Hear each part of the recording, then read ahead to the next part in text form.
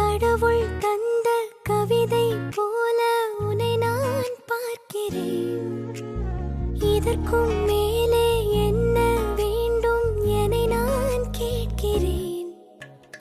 இருவிழியில் இதயம் தூங்க தினசரியும் கனவை வாங்க இனி இவளின் இரண்டாம் பாகம் நீ அல்லவா?